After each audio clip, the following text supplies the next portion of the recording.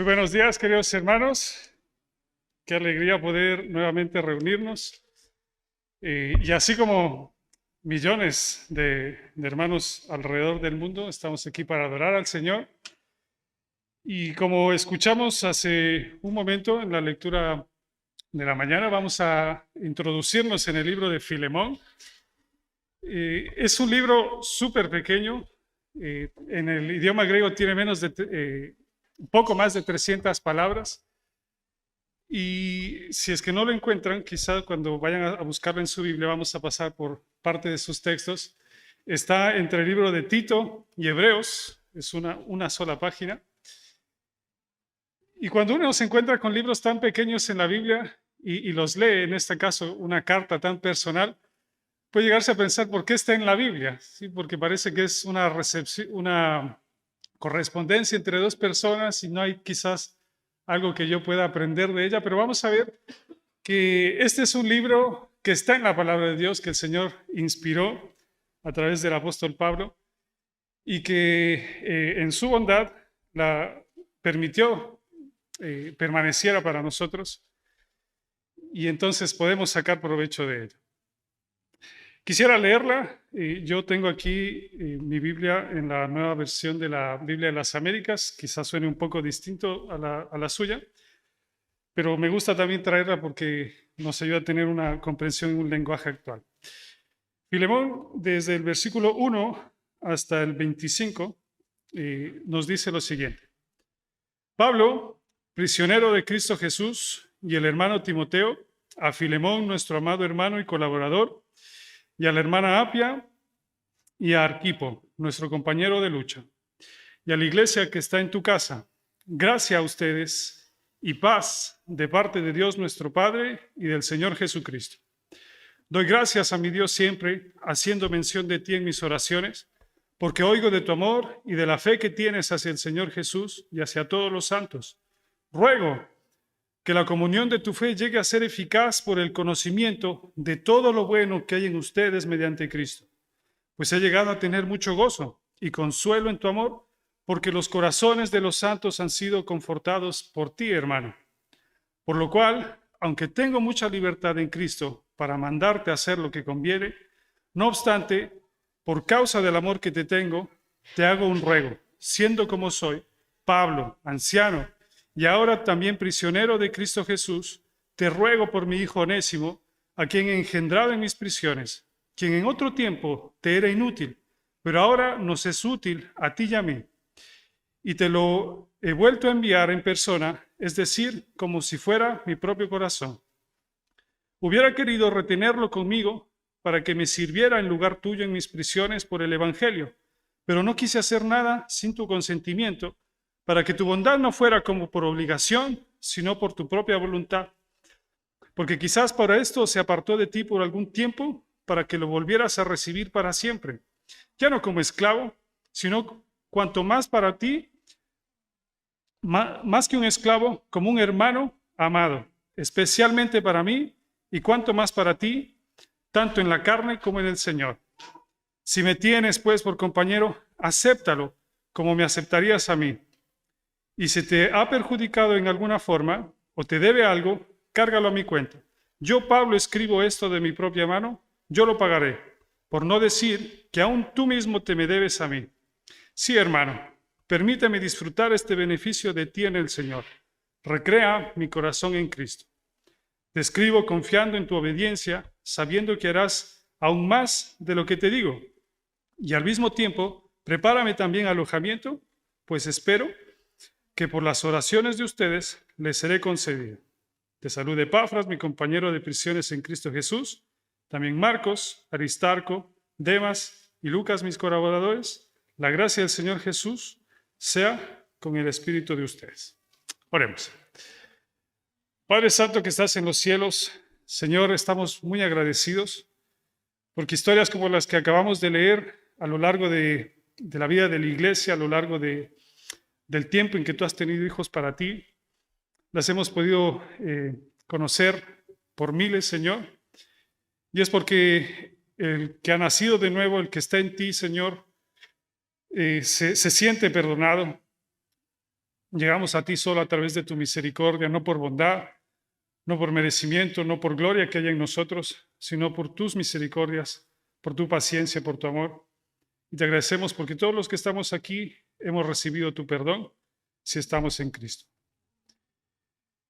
Te pedimos, Señor, que nos ayudes a través de esta carta a ver esta cualidad tan necesaria en nosotros, Señor, y precisamente en la vida de estos dos hermanos, que vamos a ser beneficiados por el poder de tu palabra y que el Espíritu nos guíe, Señor, a entender y obedecer tu voluntad. Por Jesús. Amén. Muy bien, si ustedes pudieron entender de lo que se trata el libro de Filemón gira en torno al perdón. Es el pedido de Pablo a su amigo Filemón para que perdonara a un hombre prófugo llamado Onésimo, que era el esclavo de Filemón. Y a diferencia de otra de las cartas de Pablo, esta es la carta o la correspondencia más pequeña y es la más personal también, debido a que gira en torno a una petición que él hace, como escuchamos, y no contiene intencionalmente alguna enseñanza de la que nosotros podríamos extraer nueva teología, pero sin embargo en ella sí tenemos teología práctica, tenemos la demostración de cómo debe vivirse en realidad la teología bíblica, y esto mediante la demostración de la obra que hace Dios en los creyentes que son mencionados. En Pablo podemos ver la obra de Dios siendo humilde al hacer esta petición desde una posición de prisionero, de anciano, de compañero, de amigo. Y en Onésimo, habiendo sido transformado por el poder del Evangelio, habiendo sido transformado por el Espíritu Santo y ahora confrontado con su nueva fe, estando dispuesto a vivir en obediencia, y esto implicaba regresar a su amo. Y también vemos en Filemón la transformación que hace el Espíritu Santo al ser llamado a actuar conforme a lo que había sabido hasta este momento, debía ser su fe, y ahora siendo urgido a perdonar a alguien que no lo merecía. Y un pequeño spoiler que la carta no nos dice, el hecho de que conservemos esta carta nos quiere decir que Filemón en realidad perdonó a su siervo Onésimo. Eso es lo que a lo largo de todos los siglos se ha creído. Y qué increíble ver cómo este proceso se da entre hermanos en la fe, que puede enseñarnos mucho acerca de cómo nosotros también debemos perdonar. Y aunque la carta esté estrechamente relacionada con el tema de la esclavitud, si vemos hay una relación de esclavitud, aunque la trama gira en torno a un prisionero, Pablo, en torno a un esclavo y en torno a un dueño de un esclavo, la esclavitud no es el tema principal. Hay varios comentaristas que piensan eso sin quizás hacer un vistazo más profundo de todo lo que la carta enseña, pero el tema de esta carta es en realidad el perdón. El tema es la misericordia que un cristiano debe manifestar hacia otro. Y el propósito de la carta a Filemón es el de pedirle a un cristiano que actuara conforme a su fe. Filemón es una persona que aquí no es culpable del quebrantamiento en la relación de ambos, y a pesar de eso él es llamado a tener misericordia, a tener perdón, a tener paciencia y amor por un hombre que no merecía esas cosas, no merecía ser restaurado a una condición que él mismo había abandonado. Y vamos a ver que hay varias implicaciones que nos ayudan a resaltar eso en el trasfondo, que quizás a simple vista en una lectura breve no podríamos entender si es que no nos profundizamos un poco en el contexto. Y eso es lo que vamos a ver ahora. Esta carta nos traslada, acompáñenme imaginariamente, al año 62, entre el 60 y 62 del primer siglo. En este momento Pablo está en la prisión de Roma, en una prisión en Roma, más precisamente en una casa que se le permitió rentar como prisionero especial, en un arresto domiciliario. Y este es el primero de los 2 encarcelamientos que Pablo tiene allí en Roma, donde permanecería 2 años esperando se atendiera su causa. Y mientras él espera, él tiene la oportunidad de recibir a ciertos hermanos, tiene la libertad de predicar el evangelio, y también de escribir algunas cartas como la que tenemos ahora. Y entre las muchas personas que Pablo tiene la oportunidad de predicar, de reunirse con ellas, allí en Roma se encontraba un hombre llamado Onésimo. Y este hombre, Onésimo, era un esclavo que aparentemente había huido de su amo Filemón, si entendemos las palabras de la carta, y no solamente había huido, sino también que en ese proceso, para poder huir, robó a su amo, causándole un perjuicio, y eso obligaba a Filemón, si es que su siervo era necesario, a contratar a alguien más o a comprar otro esclavo, y en el lugar donde él abandonó, dejó un daño que ahora, al ser convertido Onésimo, necesitaba ser resuelto. Por estas razones, por razones que no se nos dice, él llega a encontrarse con Pablo. Pablo predica el Evangelio a Onésimo y él se convierte al Evangelio. Y no solamente que se convierte en un cristiano, sino que, como Pablo dice, se convirtió en un hermano muy útil para su Evangelio, ayudándole de las muchas formas que él podría servirle a Pablo estando en su prisión, allí en aquel lugar.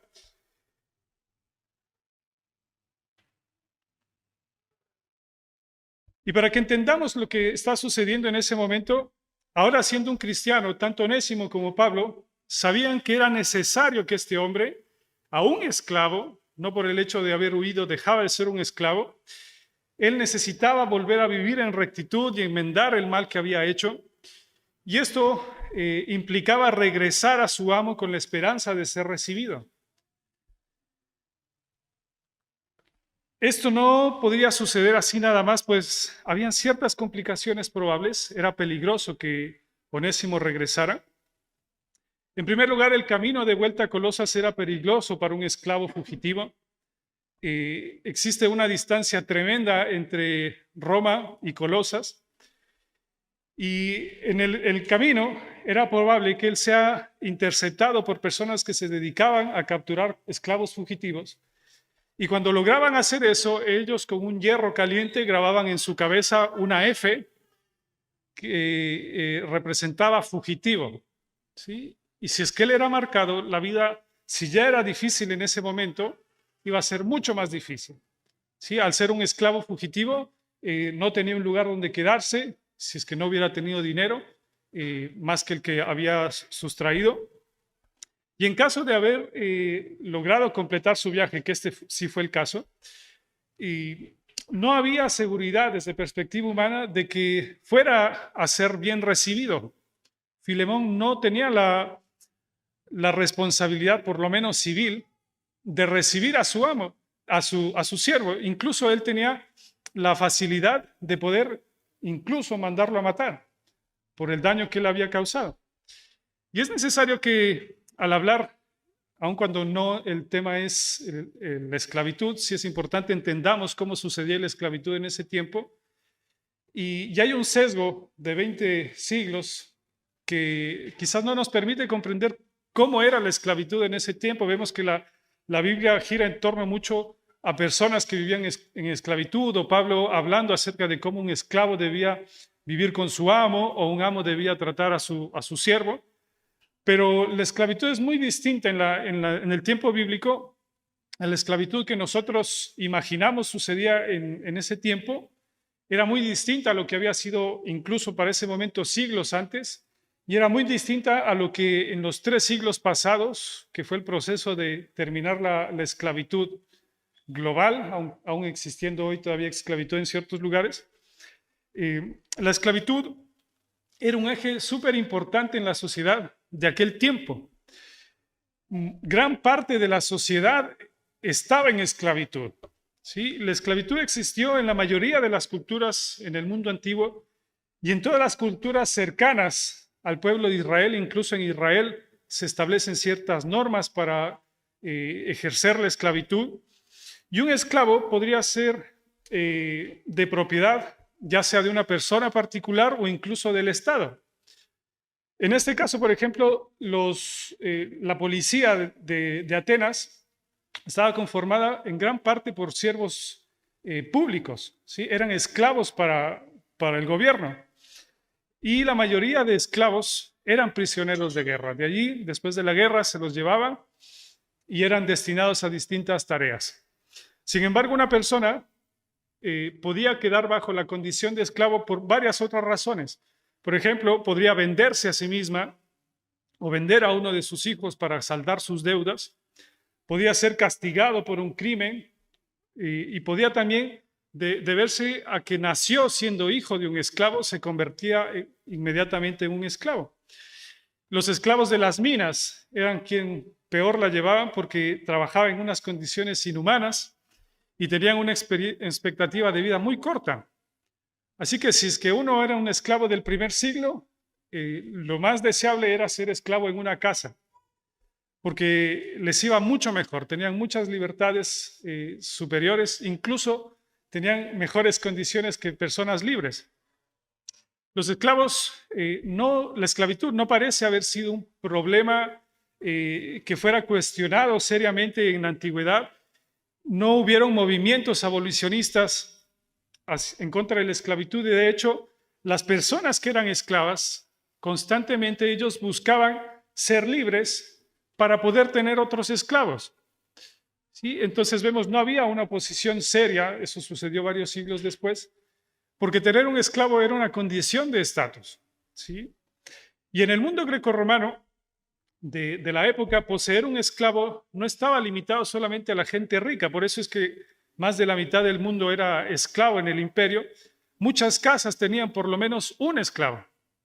Los griegos y los romanos, al haber tanta gente que estaba en esta condición, crearon un sistema que les permitía a ellos llegar a tener propiedades, poder ganar dinero y con ese dinero llegar a comprar su libertad.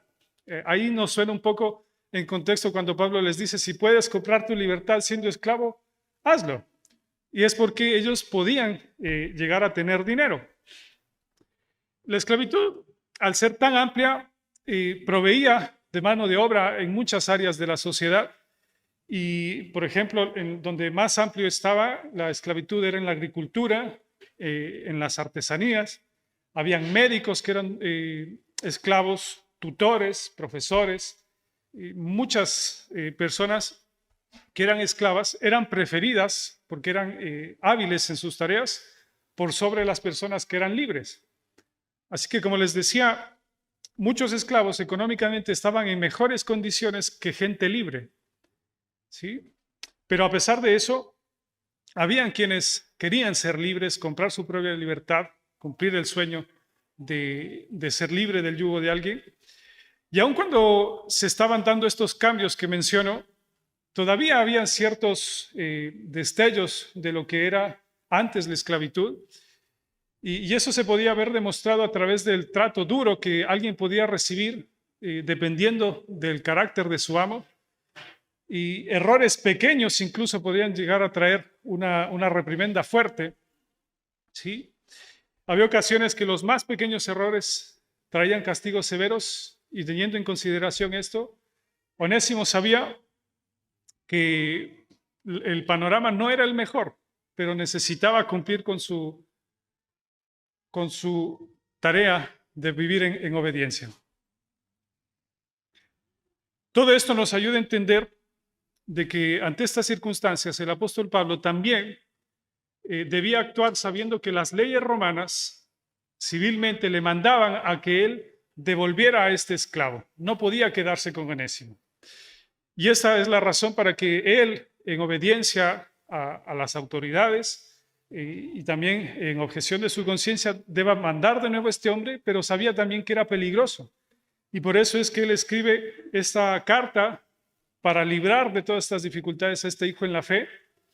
Y también envía con él a Tíquico para cuidar de las personas que lo podían capturar y también para que eso se hiciera sentir la presión en Filemón para poder perdonar finalmente a este hermano. Todo esto nos ayuda a entender con mayor claridad la razón por la que Pablo escribe la carta y a pesar, como decía hace un momento, de ser Filemón una persona inocente en esta relación, a pesar de ser la parte ofendida, es llamado a perdonar.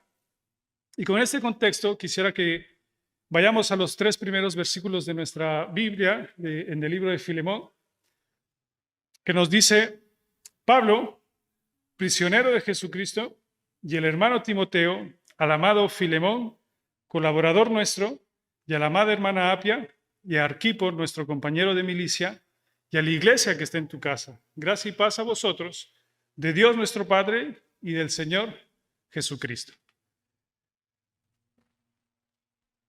Como lo hacen otras cartas escritas desde la prisión, Pablo se introduce a sí mismo como prisionero de Jesucristo. Esta es no solamente una frase que sonaba bien, sino que él llevaba la atención hacia el hecho de que la razón por la que él estaba en prisión no era por ser un criminal, un malhechor, sino por la predicación del Evangelio.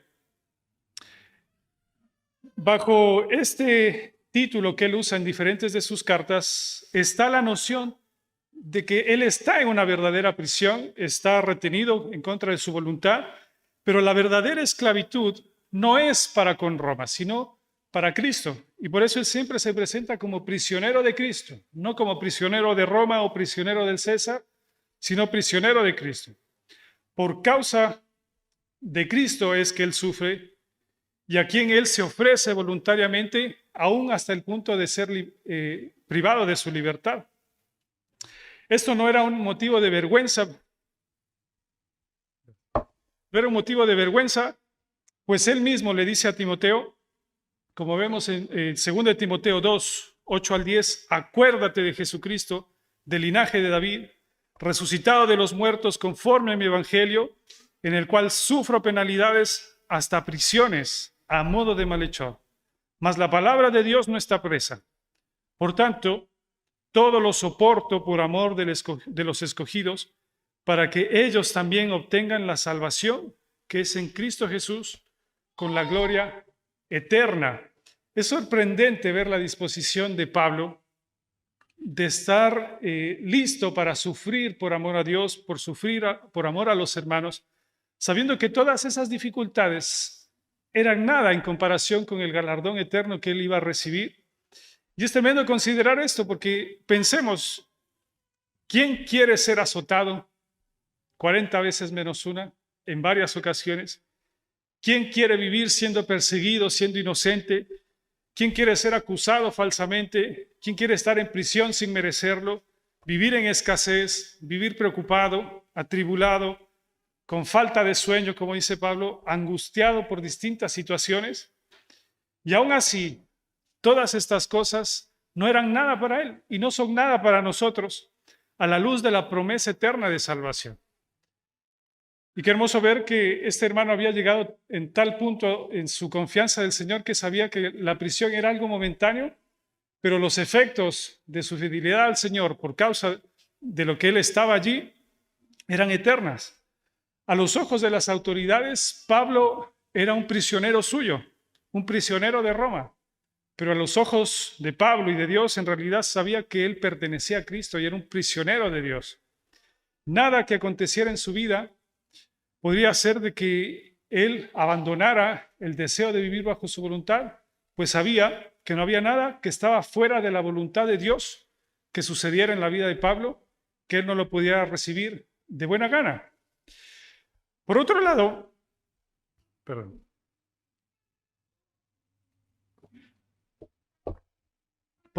y desde el principio Pablo se muestra humilde. No tiene la necesidad de defender su apostolado como lo hace en otras ocasiones, o tiene la necesidad de demostrar su autoridad como si era necesario en varias otras cartas, porque por la influencia de falsos maestros, la iglesia se estaba empezando a poner de la autoridad que le había sido dada al apóstol. Aquí Filemón es un hermano fiel, no es rebelde, es un cristiano que sabía bien quién era Pablo. Él conocía a Pablo, conocía su autoridad, y como nos demuestran las palabras que dan detalles de la relación que había entre ambos, Pablo le dice, amado hermano. Había una relación de amistad, había una relación de amor cristiano, y Pablo se alegra sinceramente por escuchar la fidelidad y por escuchar el crecimiento en la fe de Filemón. Y seguramente también Filemón se alegró cuando recibió la carta de este amigo tan amado que lo llevó hacia el Evangelio. Y también seguramente se entristece al saber de las prisiones de Pablo. Yo no sé si para ustedes es especial la persona que les predicó por primera vez el Evangelio.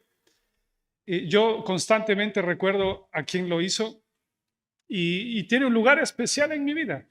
Y sabemos de que esa persona tiene de nosotros una voluntad superior para hacer lo que Él necesite, aún por sobre varias otras personas. Tenemos buena voluntad para con todos, pero para con Él, lo que sea.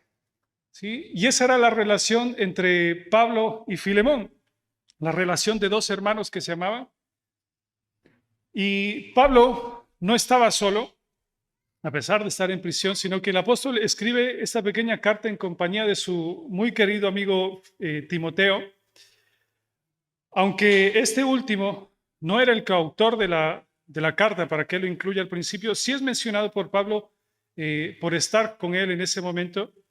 Si recordamos lo que acabo de leer, otros colaboradores de Pablo se mencionan al final de la carta, y esto es necesario resaltar porque nos muestra la importancia que Timoteo tenía para él en ese momento y hacia el final de su ministerio. Él escribe varias cartas a Timoteo ya sabiendo que se acerca el momento del fin y busca encaminarlo para que sea un evangelista, sea un ministro fiel al Señor, todo lo provechoso que pudiera ser, a manera de pasar la posta a este hijo en la fe especial para él.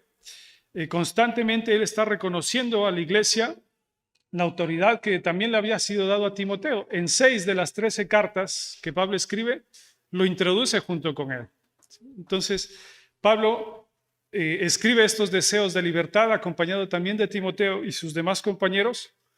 Y a cierto modo, esto cada vez empieza a ser una presión un poco más grande para Filemón, porque sabía que este era un asunto que no era conocido solo por los dos hombres, Filemón y Onésimo, sino ahora también estaba Pablo y también estaba el resto de los compañeros de Pablo. Entonces, Filemón va sintiendo un pequeño peso cada vez más grande sobre él, que se busca explote en perdón. ¿Sí?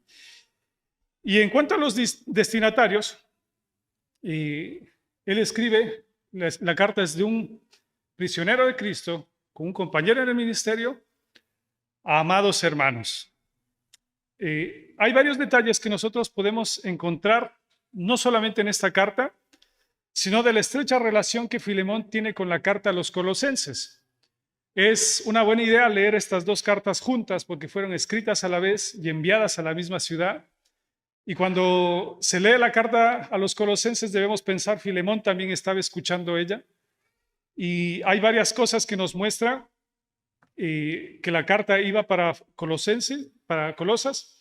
Estaba dirigida a Filemón como destinatario principal y con él la hermana Apia y el querido también Arquipo.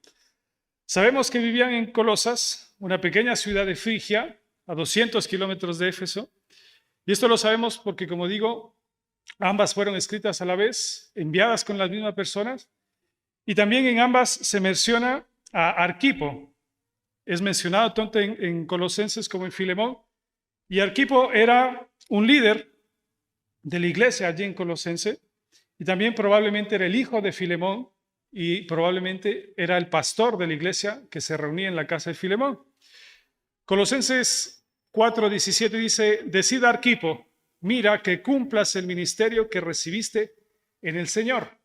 Arquipo era un pastor y muy probablemente ligado a Filemón. Otro detalle común que hay en ambas cartas es que Onésimo es mencionado en ambas.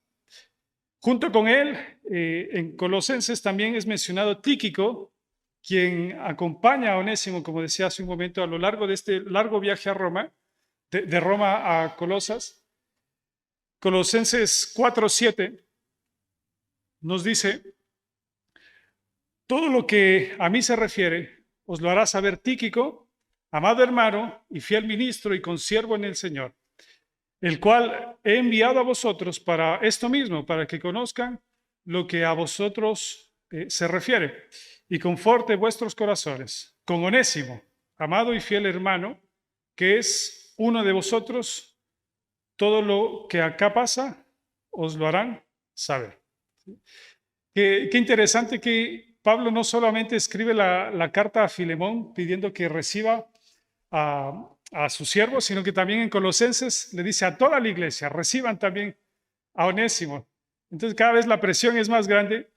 De quien nosotros no podemos tener mucho detalle más que su nombre es de la hermana Apia, y usualmente se piensa que ella era la esposa de Filemón. Y de este último sabemos un poco más. Él conocía a Pablo, no solamente lo conocía, sino que llegó a la fe producto de su predicación. Es muy probable que esto hubiera sucedido en la ciudad de Éfeso, no en Colosas, porque Pablo no plantó la iglesia de Colosas, ni conocía a muchos de los hermanos. Cuando escribe Colosenses, es muy notorio que esta carta es escrita, así como el libro de los Romanos, a una iglesia que Pablo no conocía personalmente, más que a algunos de los hermanos que él saluda. Entonces, él llega al Evangelio, es convertido por la predicación de Pablo, y no solamente se convierte, sino que también se convierte en un colaborador de Pablo, tanto en sustentarlo como también en predicar el Evangelio, y era el anfitrión de la iglesia que se reunía en su casa, y eso era muy común para los primeros 4 siglos de la iglesia, ¿sí? Entonces, eso nos pone en un contexto más grande para poder entender cada vez el desarrollo que nos va dando Pablo.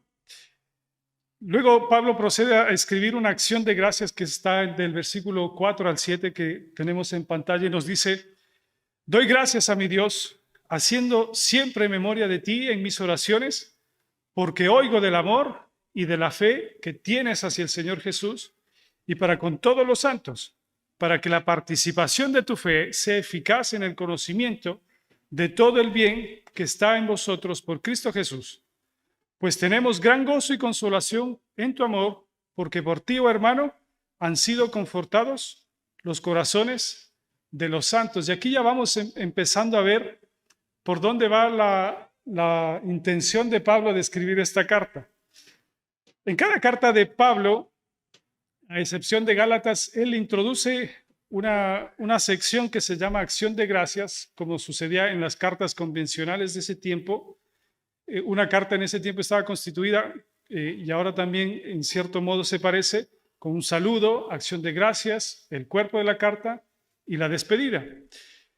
En esta sección de acción de gracias podemos ver varias de las cosas que Pablo menciona que nos demuestran que Filemón era un verdadero cristiano. El hecho de que Pablo mismo orara agradecido a Dios porque esto era así nos demuestra. Y eso siempre nos llama la atención de Pablo. Él siempre está agradeciendo por los hermanos y por su fe. Y deberíamos nosotros también preguntarnos si es que alguna vez nos hemos sentido agradecidos por la fidelidad de algún hermano. ¿Sí? Conocer a hermanos que edifican la iglesia, que al mirarnos nosotros vemos la iglesia es bendecida por él, como dice el Señor. Pablo en su carta, en una de sus cartas, son dones de Dios. Sí, Pablo nos demuestra que una de las razones para agradecer a Dios es la fidelidad de los hermanos. En este caso, la fidelidad de Filemón había sido tal que era notoria. Y a pesar de Pablo estar lejos de Filemón, llega a oír a través de quizás Onésimo o a través de Epafras, que no solamente se había convertido, no había abandonado la fe, sino que era un hombre fiel. El apóstol estaba feliz de escuchar que los frutos de la conversión de Filemón eran visibles a través del amor que mostraba a los hermanos y sobre todo la manifestación de su fe hacia el Señor Jesús.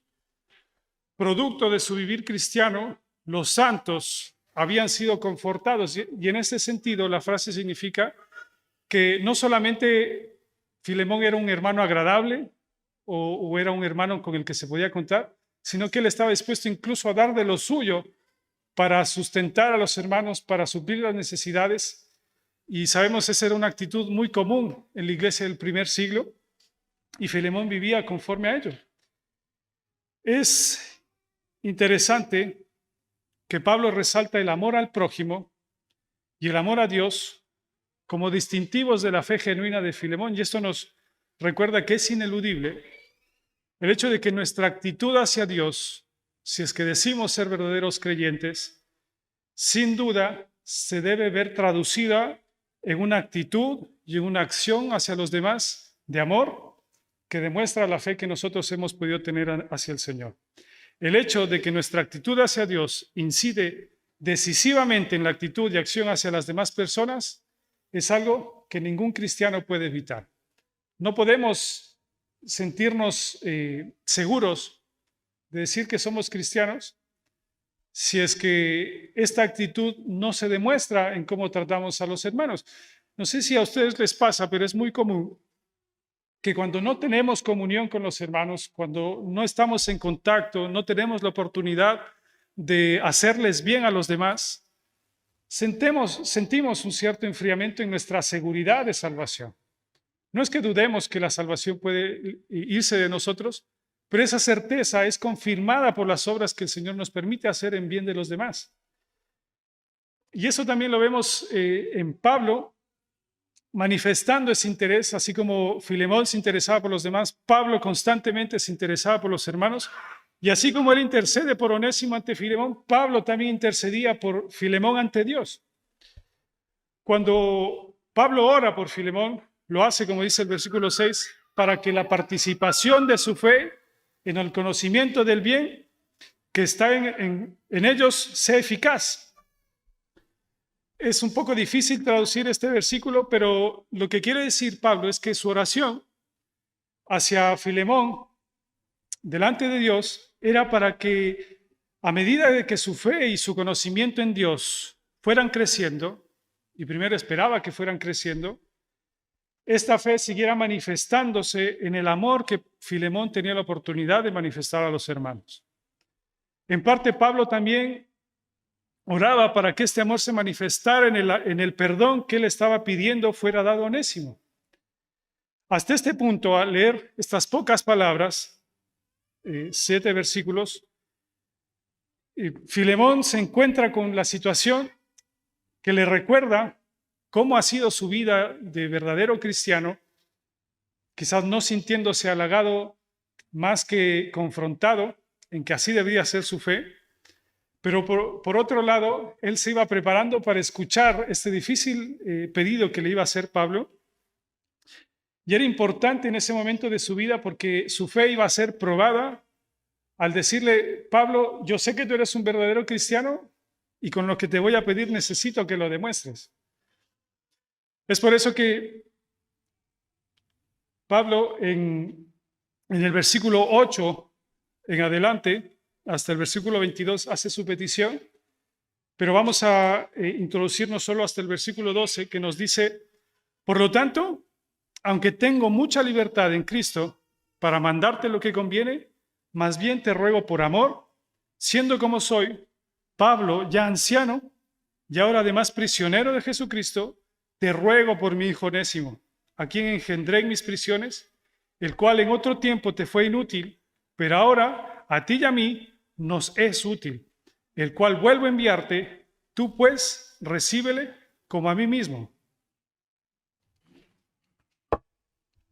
Pablo hace esta petición reservándose el derecho legítimo que él tenía de poder ordenarle a Filemón que cumpliera lo que él le estaba pidiendo. En el versículo 8 vemos que él le dice, se abstiene de presentarse a él como un apóstol, como un líder de la iglesia, él se presenta como anciano. En cambio, hace su súplica intercesora a Filemón mediante una posición de esclavitud, de humildad, y así respeta la posición de Filemón como amo y propietario de Onésimo, no hace uso de su posición de apóstol y por lo tanto no ejerce autoridad superior sobre su amigo para interceder por Onésimo, sino que, como les digo, apela a que su receptor considere a Pablo como un cristiano, como un anciano, como un prisionero de Cristo y como un compañero en la fe. Y mediante esta posición, él pide que pueda atender favorablemente su súplica a favor de su amigo. Y en relación al proceder de Pablo, cierto comentarista dice, otra razón para atesorar esta breve carta en el retrato de Pablo es lo que ella misma contiene respecto al apóstol. Él no escribe como un apóstol, ni como un fundador de iglesias, ni como un teólogo, ni como un líder. Aquí se trata de Pablo el cristiano, revelando de tal modo su vida interior que nos da la seguridad de que el evangelio que él predicaba había también hecho su obra en el mismo apóstol. Si podemos ver, Filemón es una carta de cómo los cristianos deben tratarse para resolver un problema difícil.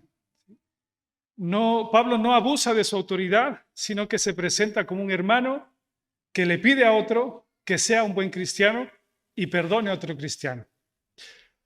Pablo podría haberse desligado del problema que representaba que Onésimo regresara a su amo, dejando que él volviera y que le fuera bien. ¿Sí? Y esperaba que Filemón actuara de la mejor manera posible, pero no era su problema. Pero Pablo manda a este hermano sabiendo que sí era su problema. ¿Sí? Pablo podría haber cumplido con sus obligaciones civiles, pero en coherencia con su fe, él preocupadamente intercede por el hermano buscando el favor de su amigo. Aun cuando Pablo no da señales claras de estar en contra de la esclavitud, sí revoluciona la naturaleza de la esclavitud en la relación al pedir que Filemón reciba a Onésimo no solamente como un esclavo, sino ahora como un hermano en la fe. En el tiempo de Filemón, de Pablo, de Onésimo, los esclavos no eran consideradas personas. ¿Sí? Eso vemos, fue cambiando poco a poco. Con la medida del tiempo, los niños no eran considerados personas hasta cierta edad, las mujeres no eran consideradas personas. Pero siempre el obrar cristiano fue transformando la actitud de la sociedad hacia ciertas cosas que sucedían equivocadamente. Y Pablo le dice, mira al hermano, ya no lo mires como esclavo, no solamente que es una persona, sino que es un hermano en la fe, cree en lo mismo que ti, cree en el mismo Dios, ha sido salvado de la misma manera, debes recibirlo porque es tu hermano. Él pide de tal manera que considere a Onésimo como una persona que no pide que sea solo una persona, incluso recíbelo como a mí mismo. ¿Sí?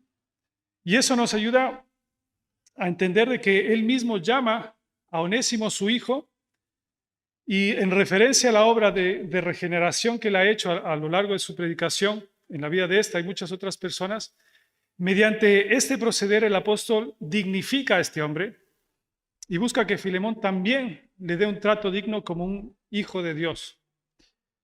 Cierto comentarista de apellido Picardo dice, cuando Pablo exhorta a Filemón a recibir a Onésimo como un amado hermano, él ha puesto al esclavo en una posición donde el título legal de esclavo ya no es de suprema importancia.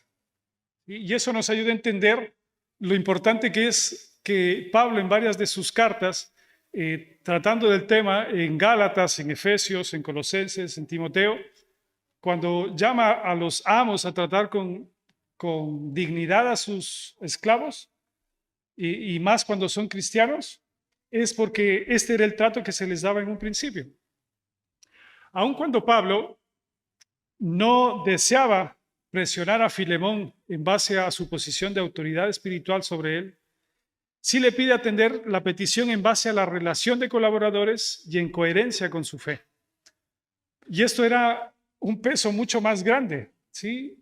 Hubiera sido más fácil para Filemón que Pablo le mandara, porque ahora no solamente Pablo se desliga de esa autoridad, sino que lo pone bajo la autoridad de Dios. No lo hagas por mí, que soy discípulo del Señor, apóstol del Señor, hazlo por Dios, que Él es tu Señor. Pablo procede absteniéndose de ejercer su autoridad de esta manera porque busca que la respuesta de su receptor naciera de la mismísima actitud cristiana, desde la misma fe de Filemón, y no por obligación sumisa. Así Pablo en el versículo 14, como leíamos al principio, menciona que aun cuando él quisiera retener a Onésimo por lo útil que era para su ministerio, nada quise hacer sin tu consentimiento para que tu favor no fuera como de necesidad, sino voluntario. ¿Sí? Hermanos, podríamos tratar varios otros puntos, ya acercándonos al fin, profundizar en esta sección de la carta y de ser posible podríamos hacerlo en otra ocasión, pero aquí yo quisiera que tratáramos el tema central de la carta. Es aquí donde Filemón lee el pedido de recibir a Onésimo, alguien que huyó de él y ahora volvía arrepentido con esta carta en mano, esperando que tuvieran misericordia de él. Imagínense la escena. ¿Sí? Él quizás en alguna ocasión preguntándose qué habría sido de este hombre, teniendo que reparar las dificultades que esto trajo, y pasado el tiempo ve a este hombre llegar acompañado de otro hermano y en su mano la intercesión de uno de sus amigos, y él entonces, como conocedor del Evangelio, como alguien que había sido perdonado por Dios, Filemón sabía que la petición de Pablo no estaba fuera de lugar. Era mucho lo que le pedía Pablo, pero no era algo imposible para un cristiano. Al ser ahora Onésimo un cristiano, esta no era solo una situación entre un amo y un esclavo, sino era una situación entre dos hermanos en la fe que necesitaban reconciliarse. Este problema también ahora era algo que le concernía a más personas que solamente estos dos hombres. Pablo y sus compañeros oraban por ellos para que en el momento de que se diera este encuentro, lo que sucediera fuera lo mejor posible. Apia, Arquipo, familiares de Filemón, también metidos en medio de esta situación, siendo afectados por lo que pasaba, e incluso la iglesia colosense. Esto le daba un mayor contexto al hecho de que Pablo saluda a la iglesia también en un principio y que la iglesia también se viera involucrada al recibir nuevamente a Onésimo, no como el siervo de uno de sus hermanos, sino como un miembro de su iglesia. El ofensor da el primer paso al volver y ahora el ofendido debía tomar la decisión o no de perdonar o quebrantar esta relación. Y eso nos lleva al hecho de considerar que una cualidad humana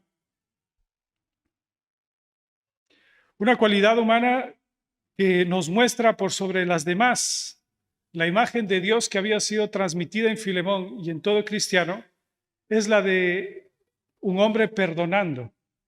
No hay un acto que nos haga parecer más al Señor que cuando nosotros perdonamos. Dios es un Dios de perdón. Es por esa la razón que nosotros conocemos a Dios y al asemejarnos a Él debemos perdonar. Dios mismo se describe así en Éxodo 34:6 cuando dice: y pasando Jehová por delante de él, proclamó: Jehová, Jehová, fuerte, misericordioso y piadoso, tardo para la ira y grande en misericordia y verdad, que guarda misericordia a millares, que perdona la iniquidad, la rebelión y el pecado. Dios desde siempre ha sido un Dios de perdón. El hecho de que estemos aquí es porque nos relacionamos con un Dios de perdón. En Mateo 5, cuando el Señor Jesús expresa por primera vez el mandato de amen a sus enemigos, en el versículo 44, añade después en el versículo 45 una explicación: para que sean hijos de vuestro Padre que está en el cielo, que hace salir el sol sobre malos y buenos y hace llover sobre justos e injustos. Si quieres ser un cristiano, si quieres parecerte a Dios y crecer en tu santidad, debes ser capaz de perdonar. El perdón, entonces, es un atributo innato en la vida del cristiano. Llegamos a ser cristianos solamente cuando pasamos por el proceso del perdón de Dios. No hay una ventana por la que podamos entrar al cristianismo que nos haga evitar la necesidad de ser perdonados y podamos estar en la misma condición de otras personas que sí lo fueron. Y ya estando dentro del cristianismo, entrando por la puerta del perdón, nos encontramos con que es una tarea ineludible para el creyente. No puede haber una fe saludable en una persona si esta persona no es capaz de perdonar. Esto no quiere decir que sea fácil perdonar, que todas las situaciones sean iguales o que vamos a sentirnos gozosos siempre que una situación requiera que lo hagamos. Imagínense las situaciones cotidianas. ¿Te comiste la última de mis galletas favoritas? Tranquilo, yo te perdono, ¿sí? ¿Olvidaste el día de mi cumpleaños, aunque te lo estuve sugiriendo sin darte cuenta? No pasa nada. Sé que a veces pasa, te perdono. Tus acciones están siendo egoístas y nos están afectando a todos sin que te importe. Tengo que perdonarte. Cometiste adulterio engañándome, perjudicando a toda nuestra familia, haciendo que mi mundo se caiga a pedazos. Duele, pero te tengo que perdonar. Estás viviendo una vida desordenada que hace que todos los que estamos a tu alrededor suframos y te haces daño a ti, le haces daño a todos. No toda ofensa requiere el mismo tamaño de perdón, pero toda ofensa requiere perdón. Y nos llama como hijos de Dios a hacerlo. Somos llamados a perdonar. El perdón no es exclusivo solamente de la vida cristiana. Hay quienes en el mundo pueden ser capaces de perdonar o sentirse motivados a perdonar, incluso por razones que no sean las de honrar a Dios o por razones de amar al prójimo. Sin embargo, para el hombre sin Dios, el perdón no es una obligación, es un recurso poco usado, una última circunstancia, una última opción, y siempre depende de la gravedad de la ofensa. Un pensamiento que va conforme a eso, a la actitud del mundo frente al perdón, es lo que el filósofo Immanuel Kant decía: solo una persona es perdonada si es que ella lo merece. Podemos fabricar un sinfín de razones en contra del perdón. Necesita aprender una buena lección. No quiero favorecer un comportamiento tan descuidado e irresponsable. Le voy a dejar que sufra un momento. Hace bien. Necesita aprender que las acciones tienen sus consecuencias. Yo fui el ofendido. A mí no me toca dar el primer paso. ¿Cómo puedo perdonarle si ni siquiera parece que se arrepintió? Y una de las más comunes, si es que llegamos a perdonar, yo perdono, pero no olvido. ¿Sí? Una actitud más acorde a la naturaleza humana ante las injusticias y la actitud que el hombre tiene ante el perdón es la que se encontró hace muchos siglos ya en Inglaterra, en un lugar llamado Bath. Y allí habían unas ruinas romanas y los arqueólogos al excavar encontraron distintas maldiciones escritas en latín, en pedazos de latón, en pedazos de metal, de bronce. Y hace siglo estas personas usaban estos baños y al estar allí tiraban pequeñas oraciones en estos pedazos de metal con ofrendas a sus dioses de baño. Y así como hay gente que hoy tira monedas en las fuentes pidiendo un deseo, ellos hacían eso. Y en alguna de estas alguien le pedía ayuda a una diosa en venganza de sangre contra alguien, quien sea que fuera, por haberle robado sus 6 monedas. Otra, la más particular, dice textualmente: Dosímedes ha perdido 2 guantes. Él pide que la persona que se lo robó se vuelva loca y pierda los ojos en el templo que la diosa indique. ¿Sí? Siendo sinceros, en ocasiones nosotros podemos sentirnos escribir papeles parecidos a estos, con oraciones de este tipo, pero somos frenados, o por lo menos somos confrontados ante el apremiante mandato que necesitamos perdonar. Filemón, al recibir esta carta, sabía que no había otra opción si él quería seguir siendo fiel al Señor, y recordando que él había sido perdonado, sabía que necesitaba también perdonar. Los hijos de Dios responden a una ley superior que la de la venganza o la paga justificada de las ofensas, y eso lo hacemos para parecernos a nuestro Padre que nos ha perdonado. Contrario a la perspectiva de merecimientos de perdón, el creyente tiene un vínculo inquebrantable del perdón, vive porque fue perdonado. Donde para el mundo es la última opción, para el cristiano siempre debe ser la primera. Esto se demuestra en las Escrituras constantemente. Jesús nos ordena que digamos en Mateo 6:12, perdona nuestras deudas porque también nosotros perdonamos a nuestros deudores. ¿Cómo podemos acercarnos a Dios? Plantea el Señor Jesús, pidiéndole que nos perdone si nosotros no entendemos la naturaleza del perdón que necesitamos dar a los demás. O visto desde el otro punto, ¿cómo no podemos ser capaces de perdonar a alguien si no entendemos que Dios nos ha perdonado ofensas terriblemente más grandes? En el centro del Padre Nuestro, con el que el Señor nos enseñó a orar correctamente, está escondido para las personas que no entienden el perdón, pero para nosotros es lo que abre los ojos que nos permite vivir en paz. Los bañistas romanos de hace varios siglos les pedían a sus dioses que favorecieran la justicia humana. Jesús, el verdadero Dios, hizo depender el perdón de Dios de nuestra capacidad de perdonar las injusticias de los demás. Hermanos, nosotros vivimos en un mundo en que gran parte de sus problemas tienen como raíz la falta de perdón y el resentimiento. Literalmente el resentimiento significa volver a sentir, no ser capaz de perdonar y ser perjudicado por una ofensa que pasó quién sabe hace cuántos años y que es tan corrosiva que aunque no crece, es tan ácida que perfora nuestro corazón, nuestra vida, nos va corroyendo y sabemos que no hay mejor solución que la de perdonar. Cierto autor dice que en ocasiones, cuando perdonamos, el único prisionero que es liberado somos nosotros mismos, porque éramos presos de la amargura y de algo que no nos permitía vivir en paz. No importa cuánto tiempo pase sobre la ofensa, la necesidad de perdonar o la de pedir perdón no cambia. La situación no mejora con el tiempo. No es algo que se diluye en el tiempo hasta que desaparece y que no debe ser tocado de nuevo. Por el contrario, empeora convirtiéndose en lo que algo fue pequeñas grietas, en algo que se transforma en un abismo inquebrantable, que no podemos traspasar, que hace falta mayor disposición para poder perdonar.